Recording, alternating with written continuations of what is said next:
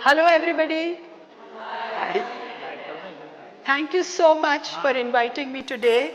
We all take care of ourselves, our hair, our skin, our figure. Don't we take care of all that? So we take care of all this and we all look so beautiful, right? At least we think we look, at least we try to make ourselves beautiful. But there's something inside our body which we can't see and therefore we often neglect. So today that is the topic that I'm going to talk about. So yeah, the bones are like the foundation and the frame of our body. It gives us shape and in a building, how important are the pillars, right? So our bones are our pillars and we have to take care of it. They support our weight. When we become fat, it supports our weight. When we become thin, it still supports our weight. It supports our brain. Very important, it protects it. If we fall, it's like our headgear. We don't get injured very easily. It protects our heart, our lungs. And so, I think we should not forget our bones. But we don't seem to worry about our bones because it's all inside. We can't see it, right? So, bones don't speak. Bones cannot be seen by us. And we do not hear a bone till one day we break it. So let me tell you what is osteoporosis. I'm sure all of you know, but a little more.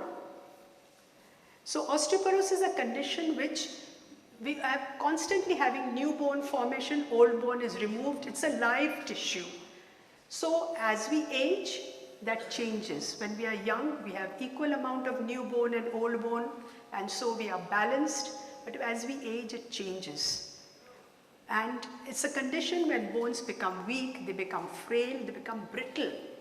And as a result, they can break easily. This is what osteoporosis looks like if you take a scan. So you see the bone on this side, how nice and strong it looks, and slowly it becomes a little more porous and fragile and can break easily. So I have some questions, and I'm sure we have a very intelligent audience. So which disease do you see more often in women of our age? Most of us are 50 plus. Which disease do we see? Heart attacks? We hear of breast cancer a lot nowadays, right? And we hear of stroke once in a while. But the disease most common is osteoporosis. It's there, at least the earlier stage is there in many of us. So there was an interesting study done by the National Osteoporosis Foundation together with the American Heart Association and together with the American Cancer Society. It was a very revealing study done mainly on women 50 plus, and that's what our age group is. And they found that the number of osteoporotic fractures far exceeded, and I'm not talking only of osteoporosis, I'm talking of osteoporotic fractures, they've already got those fractures, was far more than heart attack, stroke and breast cancer. And what is osteopenia? Anybody? Osteopenia?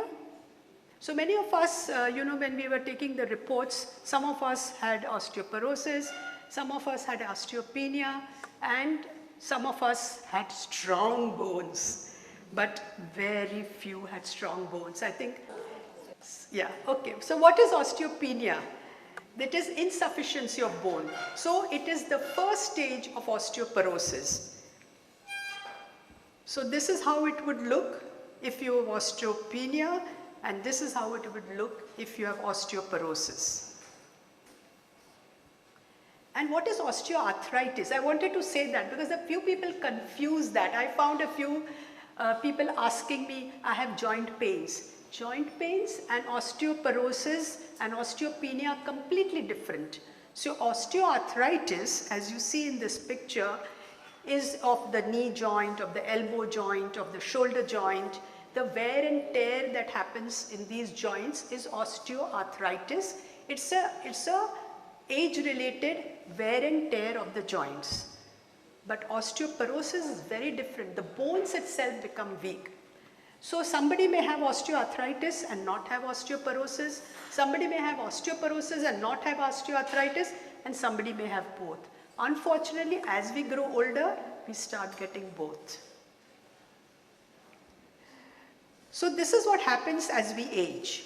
So if you see this graph, our bones are increasing in density, increasing in mass till we are about 25, 28 years old. So they keep increasing. If you are normal and healthy, they'll keep increasing. After that age, there's a plateau. That means the amount of new bone and old bone is matching each other, and so till the age of 40, we are okay.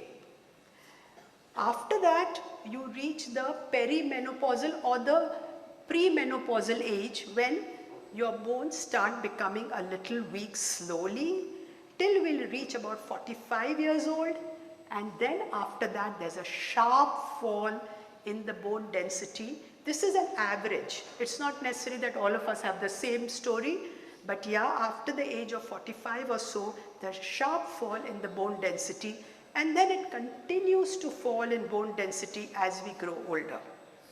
You saw the men, they also get osteoporosis and osteopenia, but much less dense. Their bones are much better and less dense, more dense, than women usually, because they are basically big boned people, plus it is related with the hormones that we have. Unfortunately, the data shows that osteoporotic fractures occur much earlier in us Indians than in the West. Recently, I had attended a conference in which the lady of World Health Organization had come from Switzerland, and she had talked, we were talking about, this was a conference on disability. So in different countries, disability, what's the ratio? Like in some people it could be backache, in some people it could be paralysis, some people, so these are all disability criteria. And what the study that World Health Organization has done, it indicates that in India the highest disability is because of fractures. So that's unfortunate. We have so much of sun, we have so much of physical activity, at least our grandmothers did much more physical activity, but unfortunately that's not true now. We all maintain our houses, we maintain ourselves, we maintain everything, right? So our bones also require the maintenance, and we don't want any of us to become like this, right? Ever. And we all want to live long, right, Bina? So prevention is better than cure. How can we prevent? Whatever your report came today, don't worry about it. Some of you were normal, some of you were osteopenia, some of you were osteoporosis. Koi baat nahi. At least now we know that ye hai condition. So what should we do? But let me talk about a little more about prevention. Okay? So what do you think? What do you think? When should we start building our bones? When do you think? In our childhood, in our teenage years, or by the time we become 20 or 30? When do you think we should start building our bones? Anybody? By 20? Okay. Sorry? Childhood. Yes. In our childhood and early teen years. That is the time we should build. But that's the time, especially when I'm talking about girls, because it's an audience of women, plus girls are more vulnerable.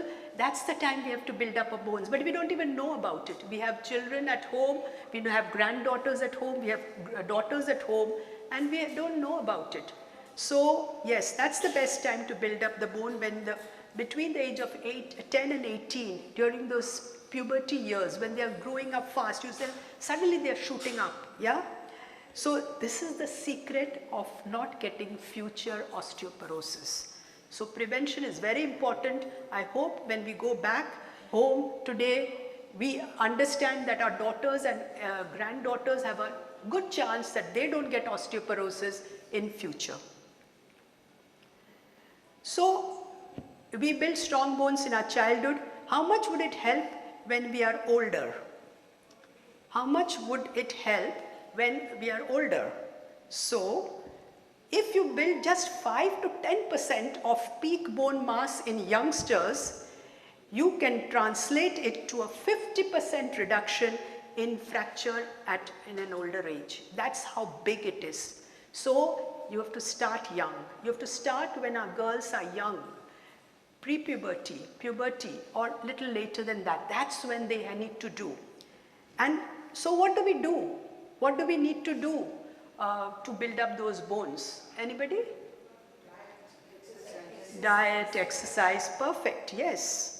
So, children don't do exercise, they do physical activity, right? So, good nutrition and physical activity at that age is very, very important.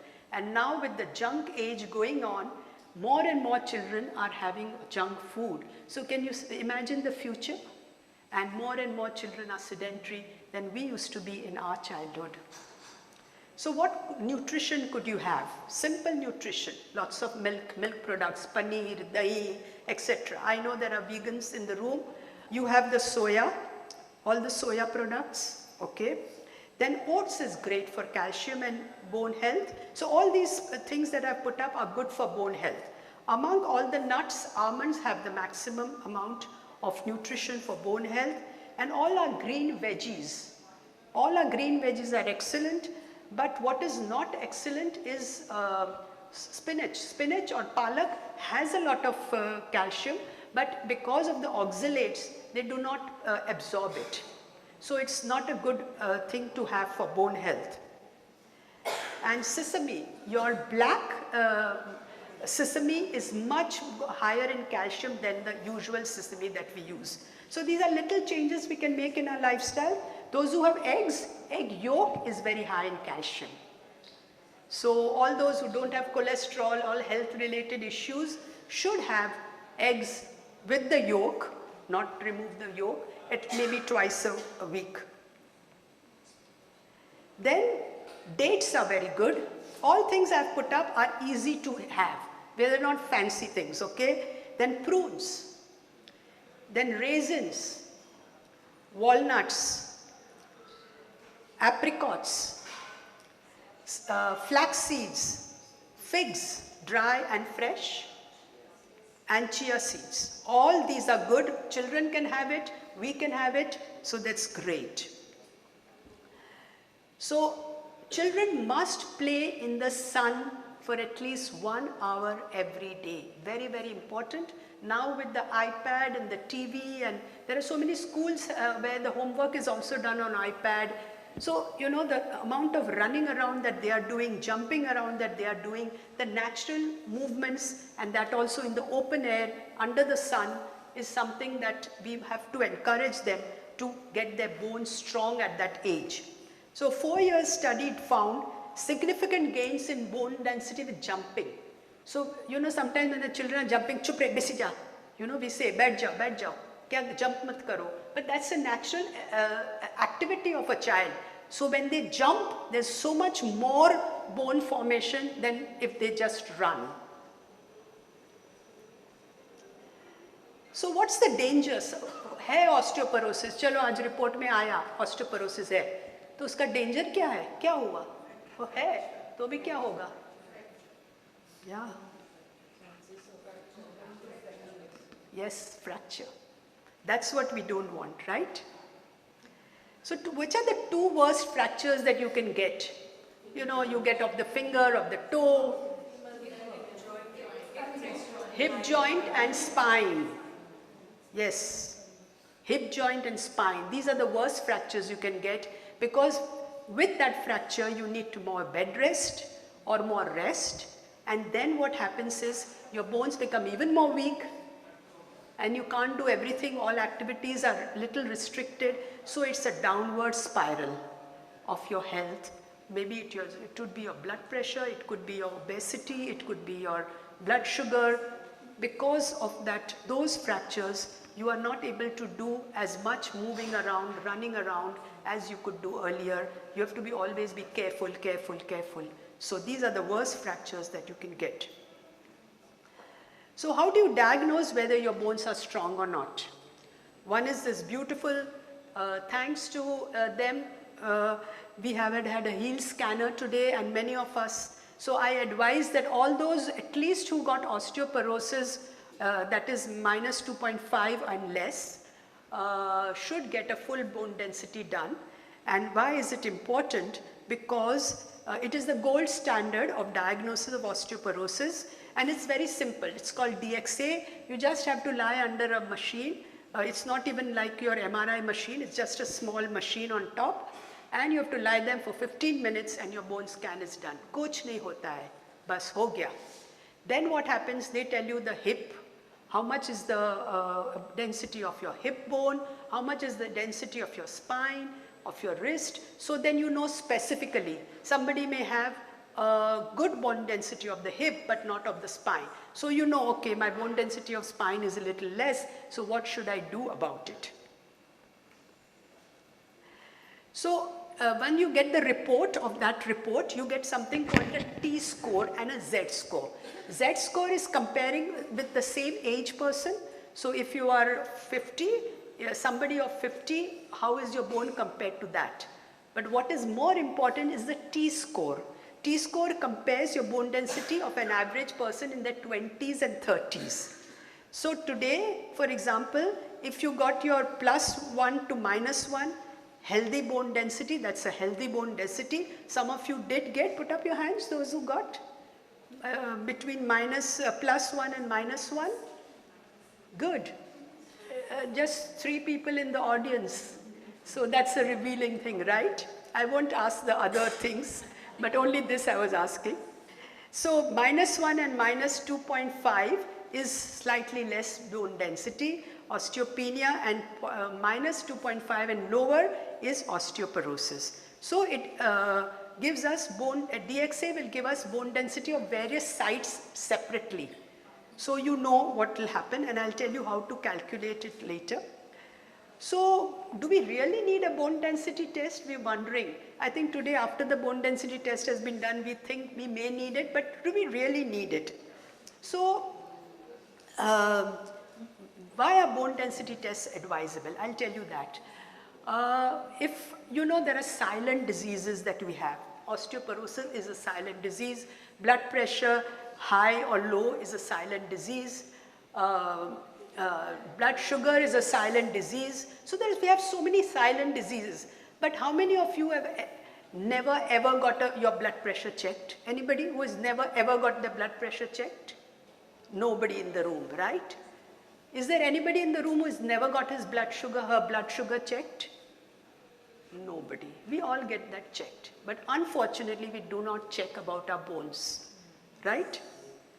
So, yes, if you're young and healthy, if you're 20 plus, you don't need a bone density test. But as we age, our bones decrease in strength, and so it alerts us about how weak is our bone and what is the probability of us getting a fracture. So after the test, if you discover you have osteopenia, that is -2.5 and better than that, then you can take certain measures with proper nutrition, with exercises, so that you can prevent osteoporosis. 10 years down the line, if you have osteopenia today, you may end up in osteoporosis. We don't want that. We want to remain in osteopenia range, right? And if you already have the osteoporosis, nothing, no heart to lose, don't worry about it. So you have to take more care. You have to do some specific exercises for the osteoporotic bones and for the muscles around it. Take care of your nutrition, and you have to be careful that you do not do certain exercises or certain activities. You have to be careful of that. So all yoga teachers, I would advise them, all those who are in the fitness thing should get their bone density done and then do. Otherwise, sometimes you'll, humko to kuch nahi hai, main to kar sakti hu, and then you don't want to break a bone. There is something called fracture risk assessment tool, FRAX. Okay, it's a very good tool for us, and once we do the bone density test, not this one, the elaborate one, we can calculate the risk of getting a major fracture in the next 10 years.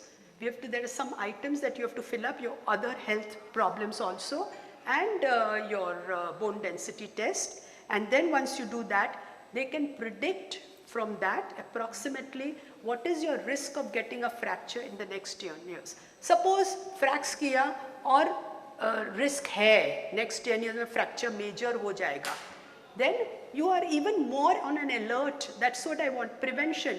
If my blood pressure is high, I will do something about it so that it doesn't go worse, right? If my blood sugar is high, I'll do something about it, doesn't get worse. The same thing, you take care of your bones.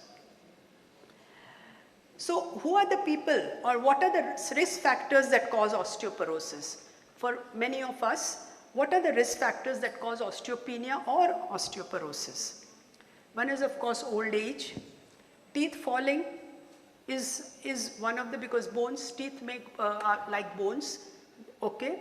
But basically yes, old age and sedentary lifestyle. You see this lady nicely, okay?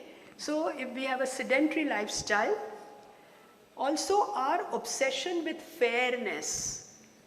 Okay, we don't want to go to the sun, we apply sunblock, hat, everything. We do not want to wear short sleeve, pura sleeves. I have my assistant, she is just 45 years old. वो पूरा cover करती है, घर जाती है तो face में पहले से टाइम से लगा देती है और you know, she'll wear long clothes. She's also started wearing gloves. You know, some of the people in Ahmedabad and all I've seen, they also do it. I understand the sun is very strong and you do not want to get burnt. But थोड़ा सा तो sun लेने का, बिल्कुल नहीं sun लेने का, ये भी सही नहीं है. Okay? So, and of course, too many people now are getting early osteopenia and osteoporosis because men and women, everybody is cooped indoors. You're working indoors, and in a sedentary way. Also, those who got menopause early is more likely to get osteoporosis than somebody who got it after the age of 45. What are the supplements we should take for bone health? Anybody? Calcium? Vitamin D, yes. Magnesium, yes. Iron, I'm glad somebody said iron. Iron and calcium should never be taken together. Iron is for a different reason and calcium is for a different reason. So you should not take it together, and it's not for bone health so much. There's one vitamin that we often miss out is K27. If your calcium tablets have K27 with it, or if you take it separately, it is a better idea. And of course, what I showed you earlier, all this diet, we are a little more careful about our diet. We all are careful, but a little more careful will help us a lot. So the muscle and bone connection. Being a physiotherapist, I cannot not talk about muscles, okay? So what is the connection? So when we exercise regularly, we know our muscles get stronger, yeah? And as our muscles get stronger, our bones also get stronger. That's the good thing, because the harder they tug on the bones, they become stronger, okay? So which exercises makes bones stronger? That's what I want to tell you. So don't think that only food and supplements are the only thing. Exercise is very, very important. Why is it important? Imagine a little child who has never walked. The sole of his or her feet would be so soft, like, you know, like this face, right? And compare that with a woman who walks every day bare feet on the road. What will her skin be like? Tough. And she'll be able to walk bare feet. Can any of us walk bare feet on the road? Most of us can't. We can't, right? Because our feet are more delicate. So same thing happens with bones. I'm not telling you to walk bare feet. And what I want to tell you is that when you challenge the bones, that time they become stronger. But we don't challenge the bones, they don't become stronger. Okay? So two types of exercise are very important. The weight bearing exercises and the strength training exercises. Yeah, what I also want to tell you that exercise is site specific. What I mean by site specific, if I walk every day, my legs will become stronger, the bones of my legs will become stronger, but not my hands. If I do something on my hands every day, and not do much for my legs, then my arms will become stronger, the bones of my arms will become stronger, but not so much. So it's site specific. The stronger the muscles of that area, they protect and they tug on the bones and make them stronger. So brisk walking, I'm not talking of running as yet, because I don't know how many of us can really run. Anybody in the room runs every day? Not every day. But once in a while you run? Okay. So high impact activities have a more pronounced effect on bone strength than lower impact. But that is if you don't have osteoarthritis, if you don't have joint problems, your joints are totally normal. I wish we had done it much earlier when we were in our 20s and 30s. We didn't do running at that time and we've missed the bus. But anyway, high impact activities are better. That's why jumping was very good for the children. And children ko to up bhagao, up jump karwao. So brisk walking, I'm going to give a little demo of brisk walking, how we should do, because brisk walking can add up to the bone strength. Stair climbing. Okay, that's why I brought this stepper. I'm going to tell you how to make our muscles and therefore our bones a little better with stair climbing. And weight bearing, we have some experts in yoga today. So, and her bone density was very good, right? Yeah. So these kind of asanas where we are putting weight on our arms, we are putting weight on our legs are very good. And so are strength training exercises, whether you do weightlifting, whether you do with machines, or whether you do with resistant bands. This is a very interesting study I came across. So they did a study on the hip bones of athletes. That means these are high level athletes, okay, who are runners, okay. They did a study on runners, and then they did a study on basketball players and footballers, girls, all girls.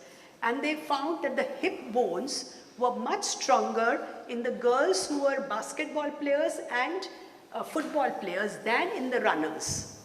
And these were all high-level athletes. And the reason was that when we change the direction of the muscles that are pulling on the bone, they have an additional stimulus to become stronger. And now that the Garba season is coming, thanks to Beena, all of us should take part in the Garba, whether on that day or for practice. But see, that is our natural thing of moving in different direction, and normally we don't move, right? Unless we play, we dance, we don't move in different direction. So different direction movement is important for bone. So by the time it will be December, I think our bones will be stronger. Then we should have had this talk. Okay. What is also very important is that why do we get fractures? When we fall, right?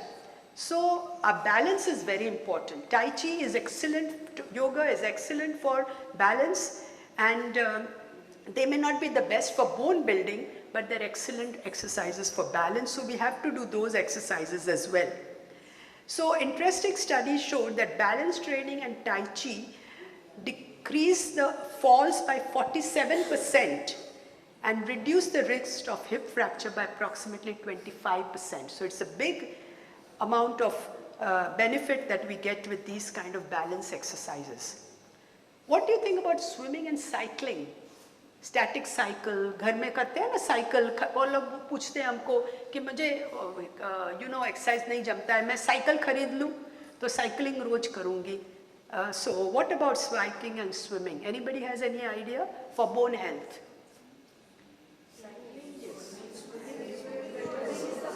Okay. Swimming is good. Okay.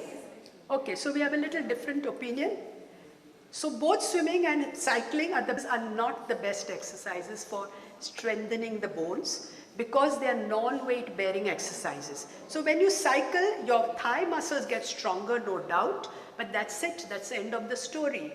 It's not an overall strengthening of the bones that we were looking for, not even of the hip bones, because we are sitting and cycling. We have to stand up, we have to move, we have to put weight on that hip bone for it to become stronger, okay? So both cycling and swimming are great exercises for cardiovascular benefit, for many other benefits, but not the best for bone. However, those who can't do those exercises that I'm just talking about, running, brisk walking, or aerobic exercise or yoga, for them it is very good. At least you're moving your muscles, and moving the muscles itself will be better than not moving them at all. So for them it is a good idea to do those exercises because they are non-weight bearing. Because we have to also think of the knee problem and all those problems that we start getting. So if you have those problems, then it's good to do these also. So physical activity is the other thing. If we have, if we do exercise, there are many people, most of us do exercise every day, right? Put up your hands, all those who do some kind of exercise every day almost, yeah? But yet the report showed that it was not the greatest report, right? So what is the secret behind it? I remember my grandmother, always think of my nani. She stayed on the 3rd floor, there was no lift in those days, and I was the 5th daughter's and the 8th child's daughter. So you can imagine, my mother had so many older brothers and sisters, and yet when I would go with her, the 3 floors she'll climb, phat, phat, phat, phat, phat, and I would run after her. It is such a memory in my mind, and that time I didn't give attention. हाँ तो नानी तो दौड़ती है, चल सकती है, हाथ में थैला भी होता है तो चढ़ जाती है. And she used to do it so many times in a day. Okay? Unfortunately, whenever we see an elevator, how many of us take a staircase? Rotary Center is an example, right? For many of us who are in the Rotary, right? But it's a psychology. It's a psychology with many of us. Lift dekha to lift. How many of you climb stairs every day, at least 2 floors? Good, good, good. 2 floors. Good. So, and how to climb, I'm going to show you today. Okay? So yes, climbing staircase is a challenge. You're putting weight on one leg, you're putting weight on another leg. Please do it. At least 2 mala to chadna chahiye for our heart, for our legs, for everything. And unfortunately, we have what is called the sitting disease. चलो एक बार उठ जाओ सब लोग, हम लोग sitting disease नहीं चाहिए हमको. सब लोग उठ जाओ. अभी बैठ जाओ आराम से. So we are in this mode of what we call the sitting disease, right? We work in the sitting position, entertainment is sitting, at home it is sitting. So even if we did exercises of the kind we were just talking about, rest of the time if we are sitting, then we are not giving, like our nani, we are not doing for the bones enough work. As we grow older, unfortunately, some of us start stooping. So I'm going to show you some exercises for that. So this happens because our bones are becoming weaker and also because of gravitational pull, right? Those who can do these postures are great, for yoga asanas are great, but doesn't matter. We are going to do some simple exercises for the upper back. Yeah, to answer you, dangerous moves for weak bones. So today, if somebody has osteoporosis, you have to be a little more careful. Do not start jumping even if you feel like. Do not do these kind of crunches, which is shown so often by teachers, by gym instructors. They are bad for your spine, for your hips. And then you can't touch your toes, you desperately bend your back and touch your toes. Or you do this is a band exercise. These should be all band exercise for all of us.